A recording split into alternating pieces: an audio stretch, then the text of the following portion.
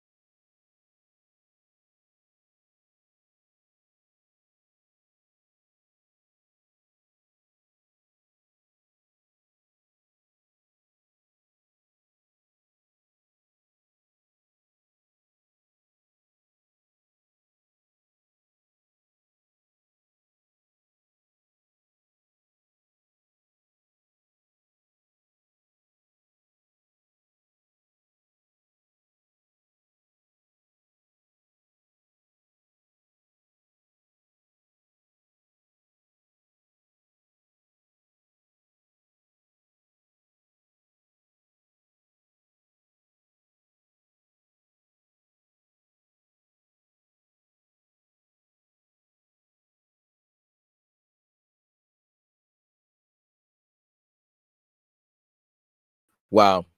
So I just realized I had no audio. So welcome to This Week in Sierra Leone, or Exposing Sierra Leone, your weekly live stream where we talk about the news, the issues, and the people shaping Sierra Leone. We talk to professionals, journalists, and various guests, or sometimes just myself and or Admire Demos when she's able to join, where we talk about ways to move the country forward. We have in-depth discussions with enlightening interviews. We uncover the stories that matter most. Today, we are talking about the story, Basha.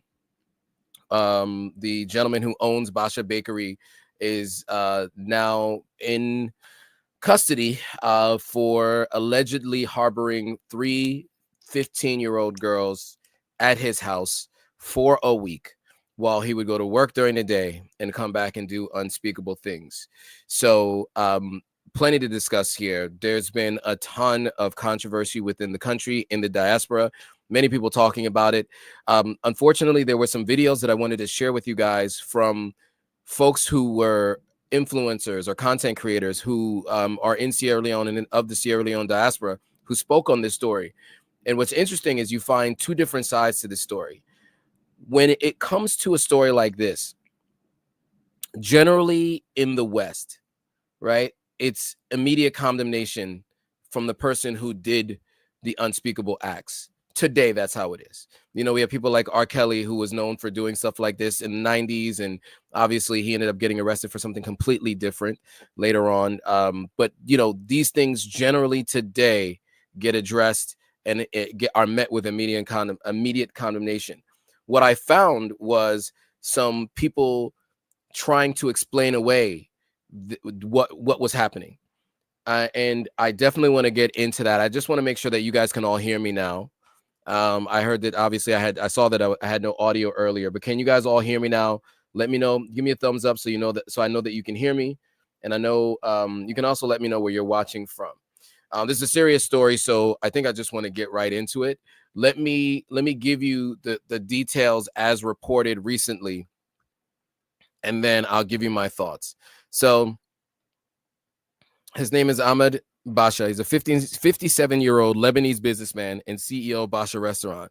He's been accused of holding 3 underage girls at his Freetown residence for what it says here is sexual exploitation, or SA, we should say. We'll just call it SA. According to reports, Basha allegedly confined the 15-year-old girls for a week, administering hard drugs, as this video had said, before engaging in SA with them. Investigators say he locked the girls inside his home whenever he left for work.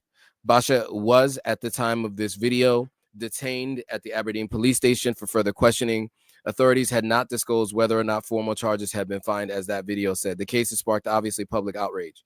So now the general public, right, is saying that this is, this deserves immediate condemnation. If this is true, he should be tried and put away. There are other folks who are fans of the bakery and his business, know him personally, and have a different view of the circumstances. Before I get into all of that, I just want to make sure I acknowledge that people did say you guys can hear me. So Alamami is watching from the UK. Ilu said you can hear me. Fernando said you can hear me. Alamami, sorry. Thomas said you could hear me. Okay, good.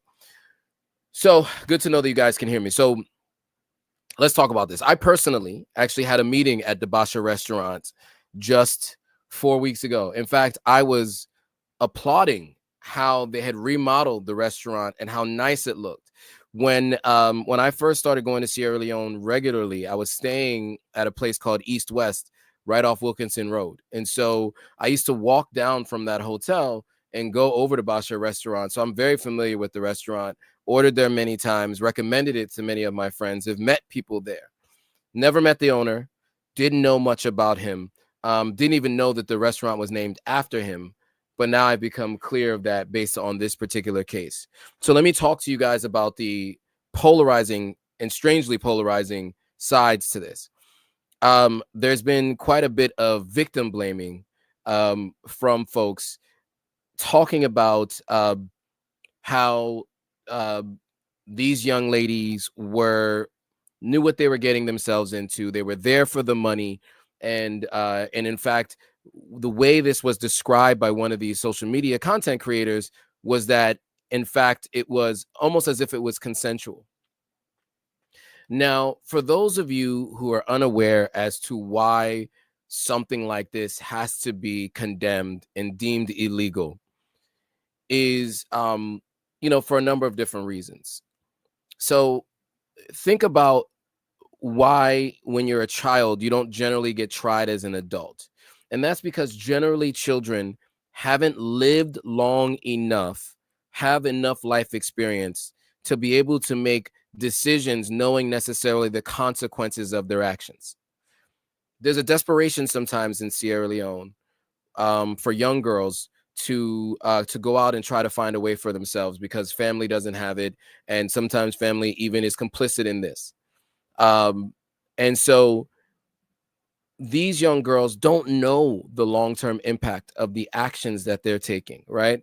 The potential for infectious disease or the potential for unwanted pregnancy or any other dangerous circumstance that can happen outside of this particular situation. But in general, if there are young girls participating in these activities in terms of employment, right, in sex work, because they don't know the long-term impact of their actions, you have to approach them the same way you would approach other members of society where it's considered a crime against them. If it's someone who's disabled, mentally disabled, if it's somebody who's mentally unstable, right? If it's a child, they're not the same category, but they all are looked at in the way that they cannot determine the long-term effects of their actions. Therefore, you, the person who happens to be able to determine the long-term impact of your actions, you are responsible for your participation in these acts with these people. And it was interesting to me to hear people talk about, what about the parents? People to say he's not at fault because these girls wanted to be there. There is no way that you can determine that it was okay for this to go on and for this to occur just because they may have gone there to his house willingly. There is still a level of decency, of understanding that if this is true, that he should never have even participated in this with girls of that age. Now, if these are consenting adults and they've all agreed to be there, that is a different story. But 15-year-old girls locked in a house while he goes to work, if these allegations are true, is deplorable, apprehensible, all the words that you could describe how terrible this is. So I just want to call that out. Unfortunately, I can't play the other videos for you. It looks like the Instagram page that I was going to reference videos from has been shut down as of today. The page is called Salon Congosa. You know, it's kind of a gossip page, but very often they'll have voices from other content creators come on and, well, they'll repost stuff that those people say. And so I wanted to share that because I thought it was really important that you hear that there are people actually against these girls as if these girls did something wrong. Now, of course, I believe that they don't know better, and they were doing something based on not having the knowledge of the long-term impact of what they were doing. So in my opinion, you cannot blame the young girls for what happened to them in this particular incident. Now, again, this is an alleged incident, but from what I understand, the police did go to his house. The girls were removed from his house, and he was taken in for questioning. So I want to get to some of the comments and the thoughts. STLCL says, condemn it always. People are poor in countries they think they can treat Africans any kind of way. STLCL says that. STL says people are poor and exploited, especially Africans. More from STLCL. It's heartbreaking. BCESG says, it is unfortunate that when a Pakistani treats a white child like this in the UK, it's cause for a riot, but we are blaming victims. We are too young to take responsibility, who are too young to take responsibility for their actions. Exactly, 100%. Farquan Ali says sexual harassment from any man must be against the law and serve punishment, and severe punishment must follow. Agreed. You know, look, I was shocked to see folks saying that these girls are fully aware of what they're doing and they are to be blamed for entering this as if it can be considered consensual. In my opinion, and in many folks' opinion, I think many laws are being changed to direct this. They cannot make those decisions. And if you guys remember, even in Sierra Leone, we reported on this very live stream a little over a year ago, maybe a little longer than that, that child marriage was outlawed in Sierra Leone. You guys might remember that. We reported on the fact that the first lady worked with some officials to ensure that child marriage was eliminated in Sierra Leone. It's now against the law. Now, it's not eliminated completely, but it's against the law and now it's punishable by law. If child marriage is punishable by law, then how could this particular circumstance be okay? Right? And I think that's really important for people to kind of take that into consideration. Those folks that are out there speaking as if it was fine. Yes, some people work as sex workers underage.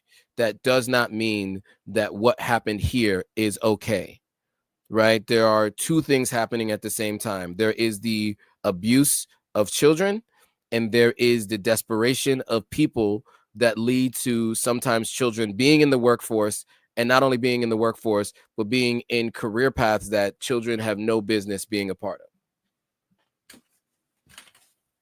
So I just want to make sure that that's very clear. And I wanted to bring that to your attention because it did happen in terms of the arrest. And from what it seems like, these three young ladies were removed from the house.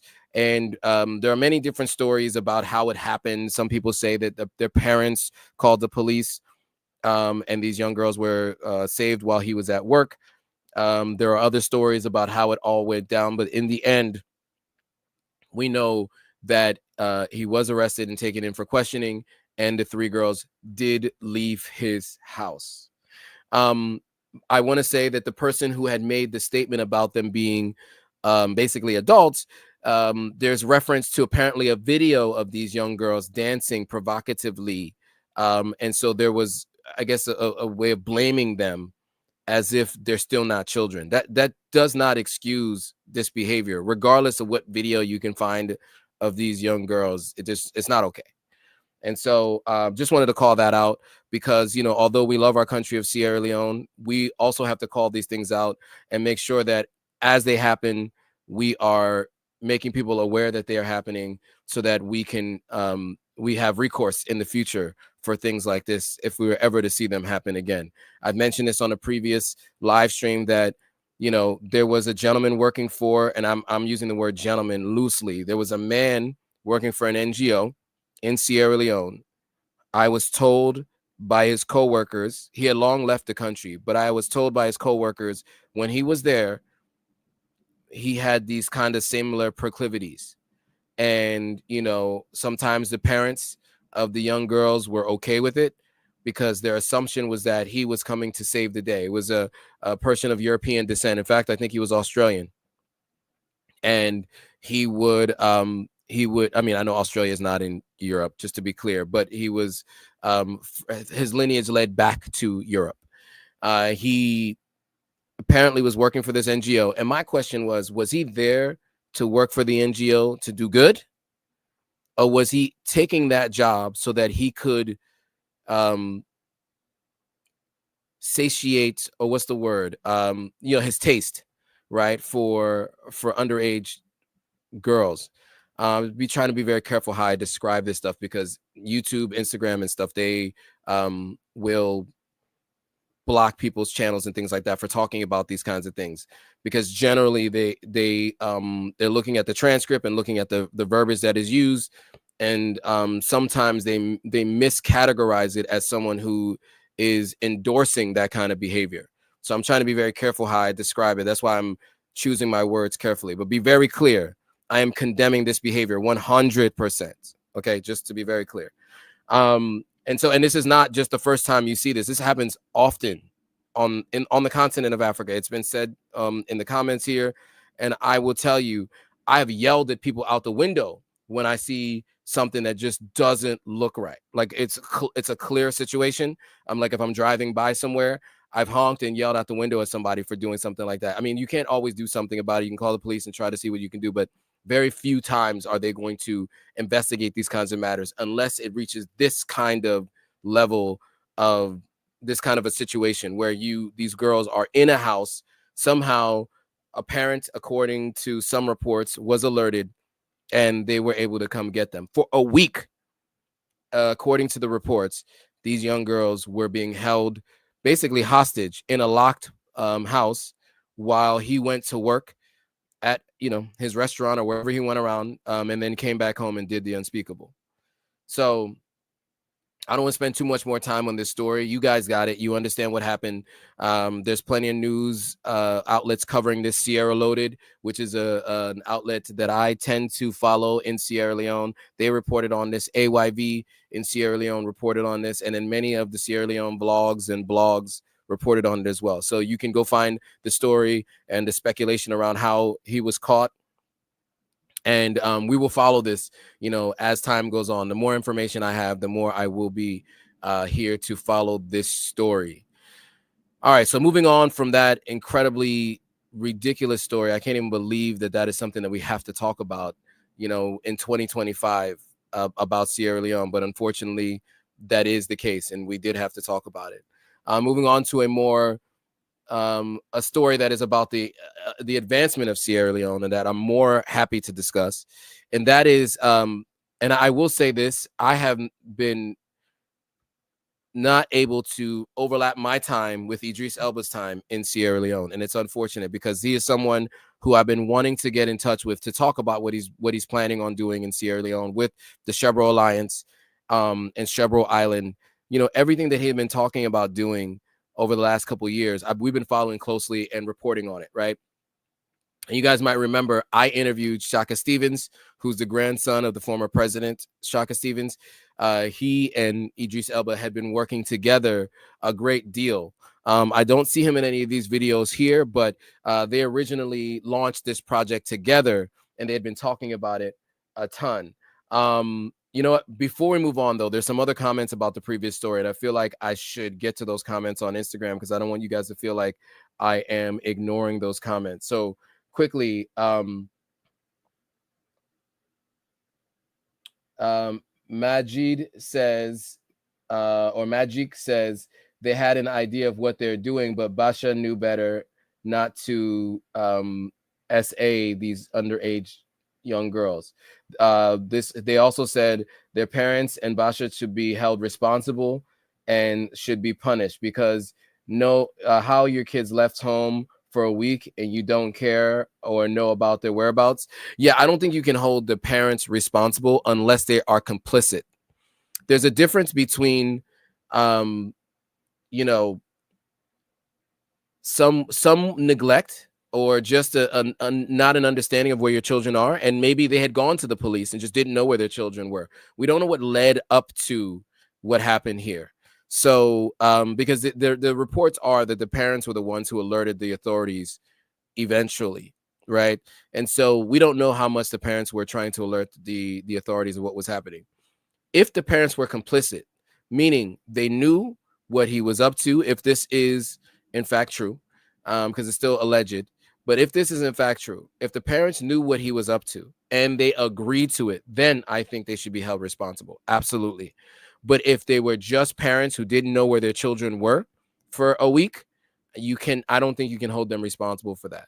You can't hold them responsible for the crimes that were committed out of their care, right? I think you can condemn their inability to understand what's going on with their teenage children, and maybe you can have some thoughts about that. But if they are not complicit in the acts that we're talking about here, you cannot hold them responsible for the same crime that the person who committed the crime should be responsible for. The alleged crime, I should say, because as of right now, it's still alleged. They have not, I'm not sure they filed the charges yet. It seems pretty cut and dry, but we're not 100% sure.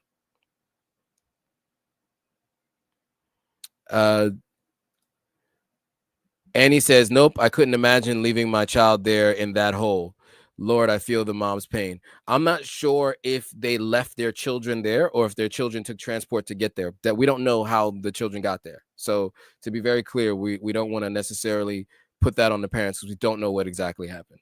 As more reporting happens and it comes out, I will definitely be talking about that here, because we want to make sure that we condemn these kinds of behaviors, and we make it clear that we do not excuse any behavior like this. Okay, so now moving back on to the story with Idris Elba, I'm going to play this video, and then I will give you guys my thoughts on the other side. So we're back in Freetown after a long period, almost 6 years of working with the government on the SHERBRO Alliance project. We finally got the document, the IFA, ratified in government. It's an investment framework agreement that is backed by law. So the SHERBRO Alliance Development Framework Agreement stays, which is a really, really significant development. It's something that we needed. The IFA is an actual amazing document that allows public-private partnership to create a model that allows investment to be secure. To have it for an entire island is like super unique. So we're here not only to celebrate, but we're here also to have dialogue with the press and the community about what this means. That's why I felt it really important to come here, tell them what it means, give them a sense of what happens next. All right, cool. So that was his first statement. You get some video footage here. Is it for you? Wow.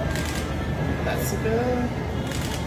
With all the changes, this is it. So literally this is going to be printed in blue, and then the president signs it.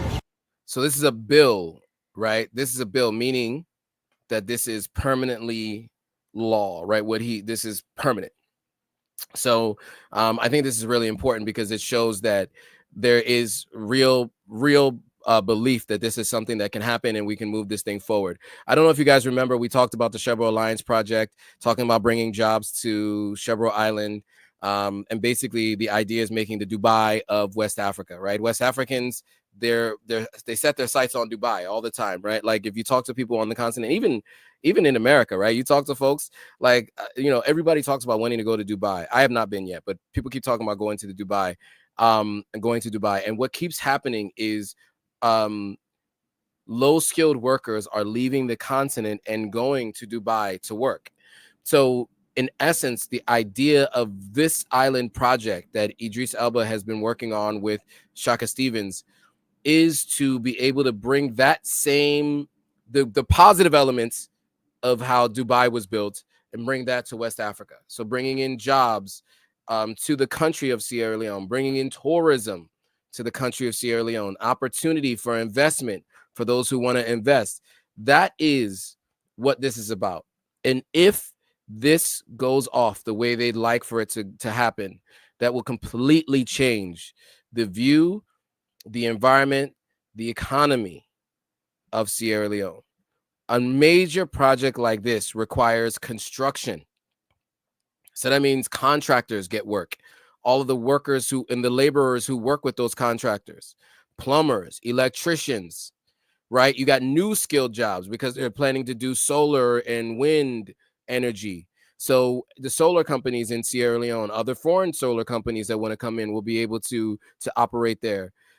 You have new skills that people will learn in terms of hotels and other industries around tourism. It turns Sierra Leone into a port for tourism as opposed to a flyover country, which is kind of how it's been considered, since the last like 60 or 70 years, right? So if this does go off happen the way they anticipate it will, it changes everything about the country. And so that's why I was excited about this. Now I'm also a bit apprehensive because what I know is there are other people that have been working on trying to build smart cities on the continent for quite some time. You guys might remember that Akon has been trying to do this in Senegal, Akon City. And he himself recently admitted that he announced it too early.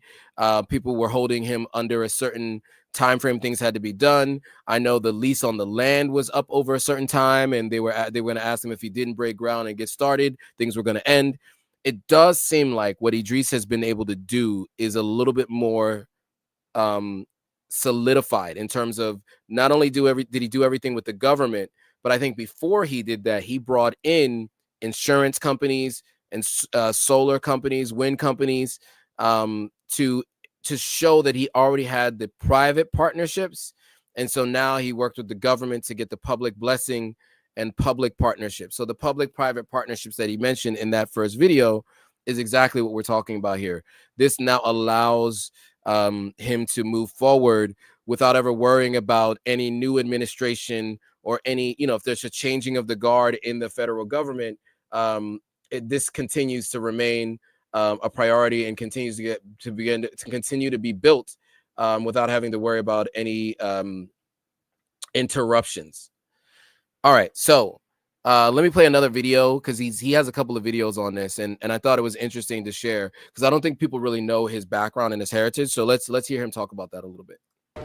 As a son of the soil, my dad and his family were born here. My mum from Ghana, but I was brought up in a Sierra Leonean household. I have always shared my mum and dad's dream to come back to a prosperous Sierra Leone. A Sierra Leone that is a beautiful country, beautiful people, lots of culture. And my mum used to tell me, when you go to someone's house, don't go with your two long arms. No come with your two long arms. Make sure you bring something. So when I first got to Sierra Leone in 2019, I just looked around and I said, what am I bringing?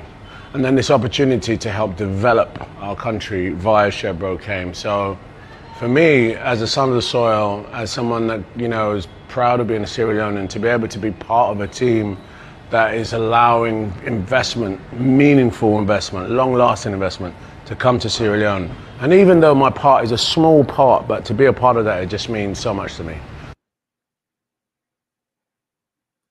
So he said it there, right? Son of the soil, his dad is Sierra Leonean, grew up in a Sierra Leonean household. I think many people weren't aware until the last couple of years that Idris Elba was Sierra Leonean. I think many of the Ghanaians knew that his mother was Ghanaian, but his father was Sierra Leonean. And from what I understand in my interview with Shaka Stevens, Idris Elba's father is no longer with us, unfortunately. And one of the things that his father spoke to him about, and one of the things he promised his father, according to this conversation I had with Shaka Stevens, is that he promised him that he would do something in Sierra Leone. And so that happened to line up with what Shaka Stevens was working on, and together they were able to get this project off the ground. You'll see many pictures online of them meeting with the current president in his first term to have these discussions. I think 2020 or 2021 is when they first really started the process seriously.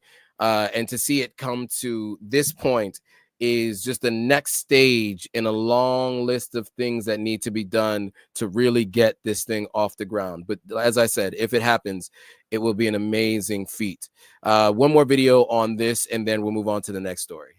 The truth is, the climate of the world's finance has taken all sorts of hits and turns and economical slides, and you know, we're seeing the dominance of the dollar possibly waning. We're seeing the pound, all of these things. Okay, but the truth is that Africa still remains an opportunity untapped.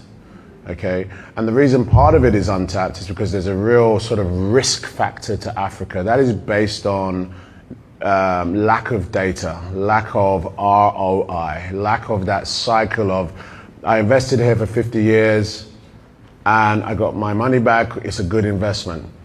There are investment opportunities in Africa and they're usually extractive. All right, those investments are still doing good. They're usually extractive. I think that was a good point, right? So we've talked about that on many of the live streams that I do. You know, This Week in Africa, This Month in Africa, Pan-African Perspective. We talk about how most of the businesses that invest in Africa are investing in the natural resources and human resources and extracting them, but it's never coming back to the continent, right? The countries that all of this stuff is coming from are negatively impacted by the minerals that are underneath their own ground. So when you see someone like Ibrahim Traore, Assimi Goita, you know, these guys in the AES, you know, nationalize their gold mines, take back control of their natural resources. That's why there's such a groundswell of support for them, because for so long, the investments on the continent of Africa have been extractive, the way Idris Elba just mentioned. So again, if he's successful with this project, it changes that. It is one model that will give birth to other models similarly, where people will invest, anticipate, and expect to get their money back, and it also benefits the country in which they are doing the investment. All right, so that's the last piece I'll mention about that particular story. A couple other things that I wanted to mention. Those of you who have traveled to Sierra Leone, you'll know one of our biggest challenges when we go to Salone is when you land, getting across from the peninsula of Lungi across to Freetown. Now, not everybody who's watching is fully aware of what I'm talking about. So let me kind of explain it to you. And I'm looking for an imagery that I can show so that you guys can see what it looks like to go from one place to another. I think it's really important to see this. And so I'm going to explain to you why we're getting into this story now. But, you know, one of the things that I was shocked about when I first went to Sierra Leone was the fact that Sierra Leone, the airport is on an island, right? Or on a peninsula. So as you can see at the top here, this is where Lungi International or Freetown International Airport is. It's here in Lungi, which is a peninsula, right? Freetown is here. So if you want to get here, you can drive around, which you can't really see the rest of that map, but that is about 3.5 to 4 hours to drive all the way around. Or you can take a 1 hour ferry, or a little over an hour, the ferry, the government ferry, or a couple of private companies that'll bring you across. This has been a challenge for many people who are coming to visit Sierra Leone, those people who are living in Sierra Leone and want to leave the country to go on vacation or just to travel to go anywhere, right? It's a big challenge. And so you take one of these, you take, you know, I think this is Sea Coach here. This is what the ferry looks like. As you can see, it's a very packed ferry. This is the government ferry right here. That's what the ferry might look like. So you get an idea of what it looks like to get on a ferry, right? To go across the water. It's packed. It's not an ideal form of transportation, right? And it should not be required. Look at that. This is my cousin. This is my cousin Tokes Ade. He's an actor, Sierra Leonean actor. But anyway, now the talk is the bridge. The bridge is coming. So let's talk about the bridge that's coming to Sierra Leone and what is actually happening. I just want to kind of give you that background really quickly. So let's get into it. So the government of Sierra Leone and a US-based company, ACRO, have officially signed a MOU, or a Memorandum of Understanding, for the long-anticipated financing and construction of the Lungi Bridge. The agreement, based on a built, own, operate, transfer, or BOOT model, was attended by U.S. Ambassador to Sierra Leone, Brian Hunt. ACRO, a company with over 70 years of experience in bridge construction across more than 150 countries, including, sorry, TikTok guys, over 70 years experience in bridge construction across more than 115 countries, including over 40 in Africa, is set to bring American technology, engineering, and project management to significant infrastructure investment. So the expectation that this bridge will be built is one that is met with a lot of skepticism. There have been many MOUs signed on a bridge coming to Sierra Leone. I think there have been at least 2 under this current administration. There are a lot of questions as to whether or not this will come to fruition, but it changes everything, because there are market people that go back and forth between Lungi. And it's just difficult to do that on the ferry schedule. Now you can move with your own schedule across the bridge. You could drive back and forth. That's one. 2, for those of us who are coming to Sierra Leone, in and out of Sierra Leone, one of the biggest challenges we have is if you're flying out of Sierra Leone at 2 p.m., you need to catch a boat at 10 a.m., right? Which means you need to leave your house before 9 a.m. So your flight's at 2 p.m., you're leaving your house at 9 a.m. That is not the ideal scenario to leave when you're planning to exit, right? Most other countries, you get in an Uber, you get to the airport, whatever time it takes you from the distance of where you are to the airport, you don't have to consider another form of transportation. Also, the costs associated with it. Sea Coach and Seabird are about $45 each. They used to be $40. It's now $45. $45 each to take these modes of transportation across. That is each way. That means when you are coming to Sierra Leone, you pay $45 to come into the country. When you're leaving, you pay $45 to leave. That's $90 added to your transportation costs, which you would not have if this bridge is built. We're very much hoping that the bridge will be built. And I think this would help a lot with all kinds of other investments, tourism, and other things.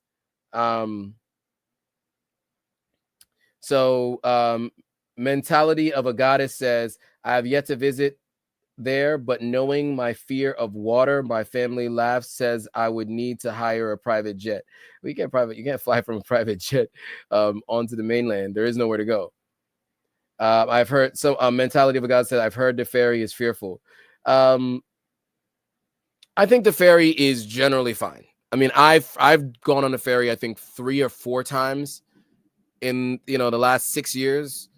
And I've never had any major issues on the ferry. I have one time on Sea Coach, the rudders got stuck in a fisherman's net, and we were sitting in the middle of the water between Lungi and Freetown for 45 minutes to an hour, not moving. So that's happened to me before, for sure. That was a pretty scary moment, not knowing what the situation was going to be and how it's going to be fixed. Eventually, they removed the fisherman's net from the rudder. We got going and went back to town. But yeah, when you come into the country, that's the other challenge, right? So you pay that fee, you come in. If your flight's at 10 p.m., you're not getting home before 1 a.m. You're not. It's very unlikely that you're getting home before 1 a.m. And that's one of the challenges I think that people find coming in and out of country. So if we could solve this challenge, by building a bridge. This changes everything in terms of people coming in and out more frequently. It completely shifts the dynamic. So I'm really hoping and looking forward to seeing this bridge get built. And this changes the complexion of everything. Now, I want to get back to the SHERBRO Island project. I think a lot of the comments are delayed. So sometimes I'll start a new story and go back to the previous one because I do want to make sure I'm addressing the comments as they come up. So Pro Woman says a community benefits agreement or an equivalent. Wonder if that's been created for this project, the SHERBRO Island project. Wage, labor, environmental protections, improvements must be implemented for this to uplift locals. These are all good points, Pro Woman. I am not sure. I would recommend those of you who watch this live stream, right? This is beneficial to everyone who watches this live stream who's focused on Sierra Leone. If Sierra Leone is of importance to you, what you want to do is make sure you reach out to the principals involved in this process, right? So that is Shaka Stevens. That is Idris Elba. If you have ideas that you want to present to them and you know that your ideas will be helpful, I think it makes sense for you guys to reach out and make sure that they are aware of some of these things that can be in place to, to ensure that everyone is the labor laws are being followed. This is beneficial to all our people, et cetera, et cetera. I was trying to pull up Shaka's Instagram page. Here we go. So this is him here. You guys, Pro Women, I would say reach out to him. He is someone who is open to ideas and things like this. He's really hard to reach these days, obviously, because he's in the middle of this project and he does a lot of other things. But at the very least, I think if you feel like you want to, communicate with him to ensure that this is happening properly, I would say reach out to this page here. Let's see. So it is Shaka Born the Ball. The name is here. So you can see it up here at the top. So you can reach out to him. You can see that he's here with Idris Elba with Octopus Energy. This is a solar energy company.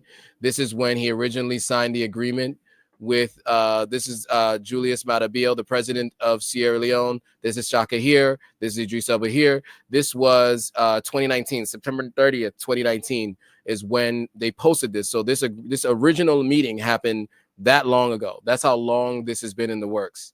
But you see that he's, they've had a couple of meetings over the time, obviously, when he came back to the continent and they had all these meetings, they had meetings with Lloyd Insurance, etc. So a couple of times they've come back to have these meetings to make these things happen. So I just want to make sure that you guys kind of reach out to him if you want to ensure that all these things are being met and that who's involved are all people who care about Africa. So, yeah. Oh, you guys couldn't even see my screen, could you? Any of this? I feel like I was just showing you a bunch of stuff. You couldn't even see it.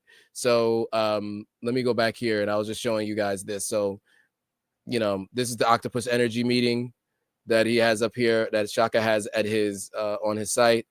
Here's the meeting with the president, as I mentioned before, from September of 2019. There was some secondary meetings and things that happened over the years. So anytime you hear that Idris Elba is in Sierra Leone, know that he is there working many times on something that has to do with the SHERBRO Alliance project. All right. So that's that story. Sorry, guys. I know that you guys mentioned it to me. I didn't see it till later. I was having some technical difficulty. It's been a long day. It's a Sunday, I know, but it's been a long day already.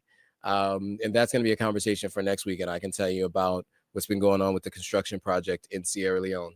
But today we won't cover off on that because we just don't have time.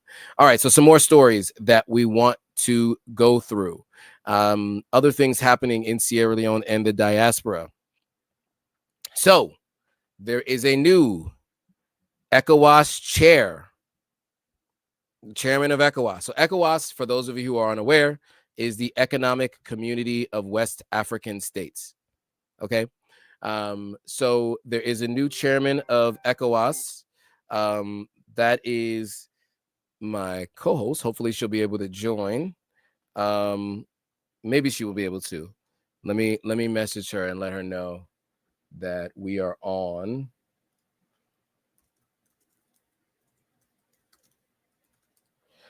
Let's see if we can get her to join. I know it's a little bit late, but it's never too late to get her on if she's able to.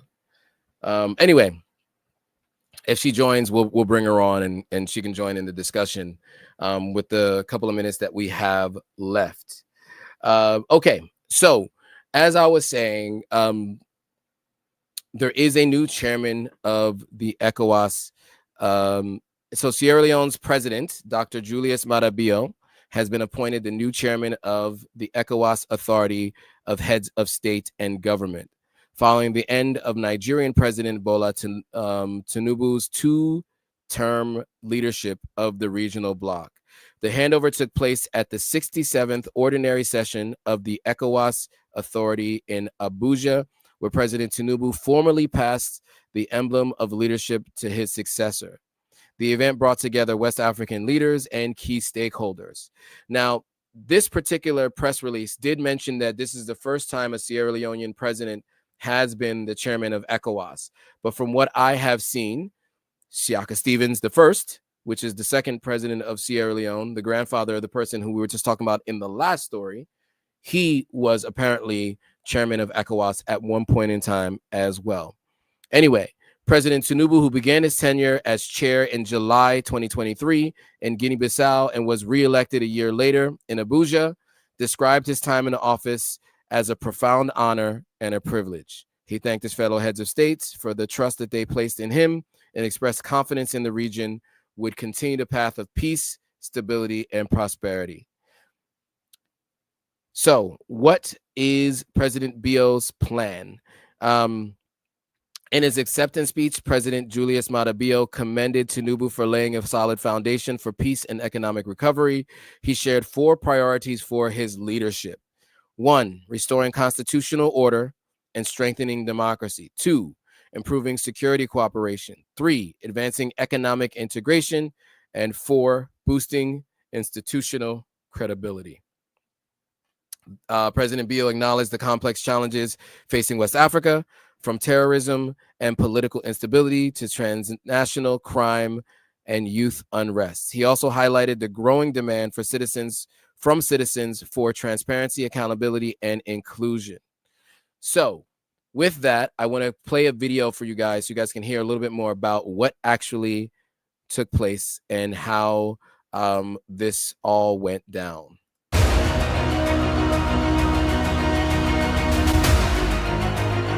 Sierra Leone's President Dr. Julius has been elected the new chairperson of ECOWAS, Authority of Heads of State and Government. President Bola Tinubu of Nigeria formally handed over the leadership of the regional bloc to President Bio, making the end of his 2-year tenure as ECOWAS chairman. The development was confirmed in a statement on Sunday by Bayo Onanuga, special advisor to President Tinubu on information and strategy. Tinubu's tenure witnessed intense regional challenges, including military coup and growing political instability in several West African nations. The new president now inherits the task of steering the bloc through mounting security threats, democratic setbacks, and rising economic pressures. In his goodwill message at the weekend, President Bio emphasized that West Africa's vast natural resources and youthful population offer immense opportunities for shared prosperity, adding that they must be harnessed through effective integration in the face of rising debt. There it is. So those are the challenges facing President Bio as the chairman of ECOWAS, which, of course, there are a lot of challenges already in country. So he will have to be juggling his duties as president of Sierra Leone and also chairman of ECOWAS now, too. Now, some of the things they talk about, political instability, democracy, etc. I think one of the things that they will also have to work on is their cooperation with the AES. As the AES has broken off from ECOWAS, they're becoming a stronger bloc. And in order to just, kind of maintain, all of the peace and prosperity across all, I do think it would be wise that, you know, Sierra Leone as a country, and now, you know, chairman of the ECOWAS block of countries, works with the AES on, you know, all things and all manners of trade and security, you know, alliances, et cetera, et cetera. So we'll see what happens. You know, right now, AES and ECOWAS have been operating as separate blocks, but there are two countries in the AES that seem to be friendly. Sorry, in ECOWAS that seem to be friendly with the AES, and that is currently Ghana, Mahama in Ghana, and also in Senegal, the young president there, which his name is escaping me. They both seem very friendly to the AES. So hopefully they can help to bolster a relationship between these two now separate blocks, which used to all be one. And we'll see what happens. But I am optimistic that the two can work together to continue to maintain sovereignty for AES, gain more sovereignty for other ECOWAS countries, and together more economic prosperity, working as a collective unit with collective bargaining and working together. So we'll see if and when that happens. All right. Now, on another note, the last two people we discussed, President Bio and Idris Elba, were at the launch of Chapter 1 VIP. Let me tell you guys something about this construction project that I was passing daily when I was in Freetown. I mean, Chapter 1. So there's a Chapter 1 in Bo, which is like the second city for Sierra Leone. And I went there, went out one night, this last trip. A couple times in my previous trips, I've gone to Chapter 1. Love the environment. But what they're doing in Freetown is on a whole nother level. Let me just kind of talk you guys through what they're doing. So it's the newest luxury destination. It's a multi-purpose center in Lungi. They have unveiled its upscale drinks menu, offering a curated selection of premium spirits, champagnes, and whiskeys to cater to Freetown's elite and international visitors. The restaurant and entertainment hub officially opened by His Excellency, the President of Sierra Leone, Julius Maada Bio, has quickly become a hotspot for the dining and nightlife. Idris Elba was there at the opening. Bio officially launched the highly anticipated Chapter 1 VIP nightclub in Freetown. He was there, made an announcement, made a speech, and cut the ribbon. So I'm going to show you some clips from the spot itself. It is like something you don't expect to see, and we haven't seen much of in Sierra Leone. So my question is always like how they're going to make their money back. This is a very expensive investment, but happy to see it, because I do think this is going to be a way to, again, attract more places like this. Will attract you know, more like you know, investments, more people coming to the country. Now, again, I think there's a bit of a delay. So again, I'll have to go back to the last story on ECOWAS and AES before I get into the videos here. So someone named Joanna said, what about Benin? I thought they were considering extending AES across their ports. There's been talks about that, but I haven't seen any official statements on that. I think the same thing happened with Morocco too. There was some discussions that Morocco was making it available so that they could go across to the ports. So I know so we'll see. We will see. I don't know for sure what happens there, but like, yeah, Benin is part of ECOWAS. So if that is true and that is the case, then we will see that. All right, now let's get back to Chapter 1. Pull up with some legendary bars. We don't walk, so we pull up with some legendary cars. Main actor, I'm a legendary cast. Shut the fuck up, sorry, let it pass. Me name not sense body, only. Sorry, I didn't realize that there was swearing in the video. For those of you who have children watching, my apologies.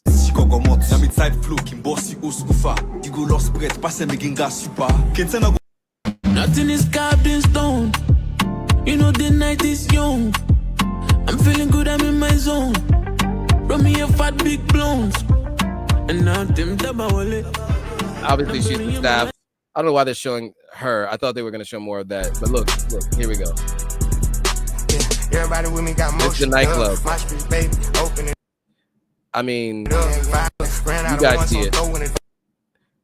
This is a nightclub. I mean, it is premium, luxury, top of the line. I mean, this reminds me of places that I've seen in Nigeria, places that I've seen in Ghana, the high-end places.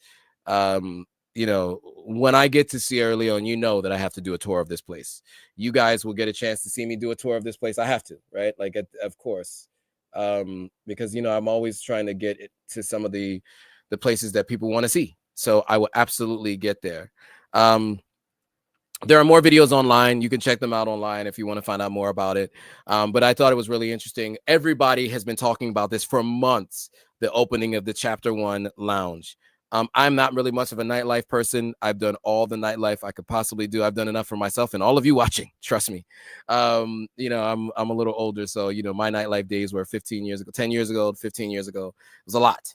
But these days, I don't do a lot of nightlife stuff. But this is a spot that I would probably go at least to check out, you know, and every once in a while I do go out. So, you know, this feels like this will be the new hotspot, and it's right there on Lumley Beach Road, right at the end of Lumley Beach. And I think with this being there too, that whole walkway there where people had complained of some petty theft and some small crimes there, that'll change that now because it's a high traffic area, right? And so what I'm worried about though is there's like a blind turn there. So hopefully they figure out how to set up some ways that, you know, with all that traffic and people coming through there, that they don't have any additional accidents or anything happening there. But yeah, the Chapter 1 launch, this, I mean, you saw it there. I'm looking forward to at least getting a chance to see it. It looks nice, prestigious, etc. And I want to talk to the folks who opened it up, you know, so that's on my list of things to do next time I go to Sierra Leone. All right. And then the last story that I want to mention to you guys is the number of smallpox cases. So the smallpox, I think I've gone through the history of smallpox in Sierra Leone on a previous live stream. You can check that out. I named it smallpox. So if you want to find all the details of what happened, how it was introduced, how often it's been introduced, how long it's been around, all that kind of stuff, I've done a live stream about that. Today, we're just going to talk about the numbers going down. So Sierra Leone is witnessing a significant decline in monkeypox infections, according to a new data from the African Centers for Disease Control and Prevention, so the Africa CDC, released on Thursday the 26th, about 3 days ago. In the week ending June 24th, the country confirmed 256 new MPOX cases, representing a 20% decrease from the 319 cases reported the previous week. Additionally, suspected cases saw a sharp decline, falling from 357 to 282, which marks a 21% reduction in notifications during the same time frame. So what they said, Dr. Yap Baum said, this is very encouraging. And he's the deputy head of incident management and support at Africa CDC. He highlighted a positive trend in disease transmission within the nation. Now, monkeypox is scary. You can Google it if you want to see what it looks like. It is horrific. And so the fact that it is looking like it's on a decline, I'm really excited to see that.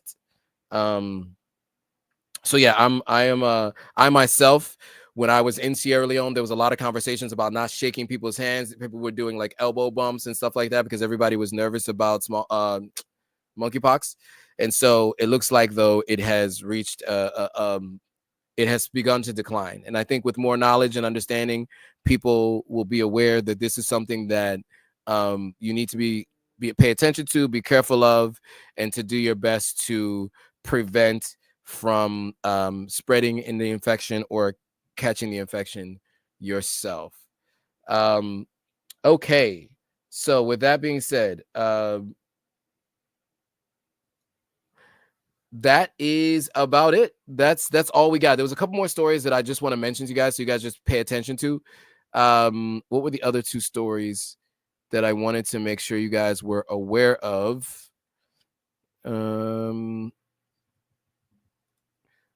Let's see. Oh, one is Air Sierra Leone suspends flights for 1 week as the plane developed technical issues. So, you know, Air Sierra Leone is a new airline that Sierra Leone launched. And then the president of Sierra Leone is expected to soon open its first tile manufacturing company in Sierra Leone. So one not so great story, one great story. We want to be able to see more manufacturing happening on the continent. And if we see those small strides happening, we'll take it. We'll take those wins. A win is a win is a win, as one of my Sierra Leonean friends says all the time. A win is a win. So if we can get a new tile factory made in Sierra Leone, we'll take that. You know, we really want to see manufacturing happening on the continent. And so if that does happen, I will say I am grateful. And the friend who says that is actually on following live from on TikTok. So shout out to you. A win is a win, as you know. So we'll take that win if they're opening up that tile factory. All right, guys. So that's it. You know, I don't have anything else to add. No other news stories. A couple folks said some things. Let me see. Chapter 1 is fire. Make sure you hustle because that club isn't for the broke. So that's a comment on the chapter 1 opening. Let's see. Okay. Yeah. So that's it, guys. You know, look, we've been on for a little over an hour.